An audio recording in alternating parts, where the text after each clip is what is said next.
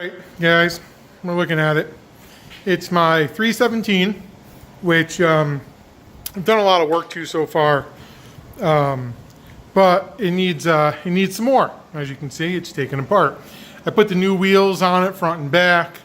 I put from Kirk Engines the super coil, and then the new transdenser down there. Big honking battery.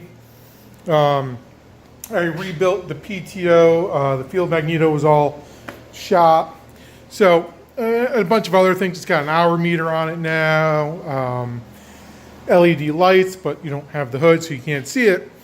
And then I said, hey, you know, I should change the transmission fluid because I don't know when the last time it was. And this was last year. Well, as soon as I did it, it started pouring transmission fluid every time it got hot.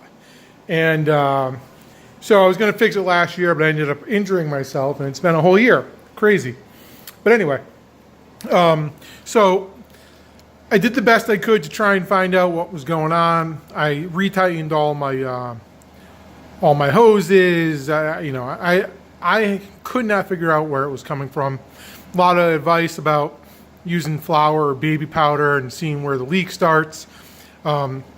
Anyway, I didn't do that. I thoroughly power washed the back half here, got it really clean and dry, made sure I had hydraulic in it, and I started it up, got it warm, and looked for the leak. And sure enough, it was coming from, where is it? There's a seal, right? It's the seal between this and this right here. I think the other side's probably a better picture. Anyway, it was starting to leak from right there. People said, nope, that's not it, can't be it, not it. Well, it's the seal that goes right back here between this part and this part. That seal, for whatever reason, after I changed the transmission fluid, started to leak. Well, so what did I do that could have caused the leak? I changed from ATF that was in this to John Deere High Guard Low Vis, and as soon as I did that, she started to leak. So here we are, a year later. I'm about to break this thing apart, take off the back half, and rebuild, not really rebuild, just change the seal, not the seal, the gasket that's between those two pieces. If you have any other ideas of what I should do while I'm in there, you know, should I do the seals? I don't know how much work is involved, but I do want to do this once and do it right. So that's that. The other thing I've done so far is these were just stuck in the down position.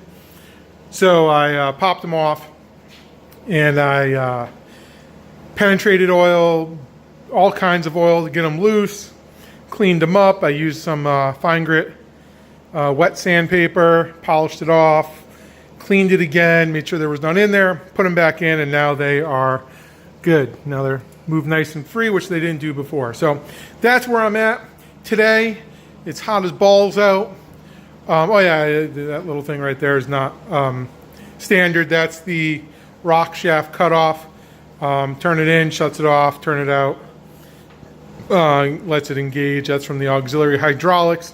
I'm not going to lie, I've had a bear of a time getting that to work with the hydraulic hoses that I was sent. But yeah, so here's day one.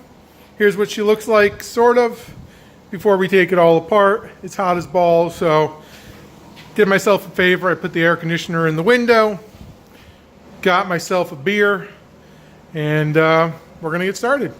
So stay tuned and feel free to give some advice.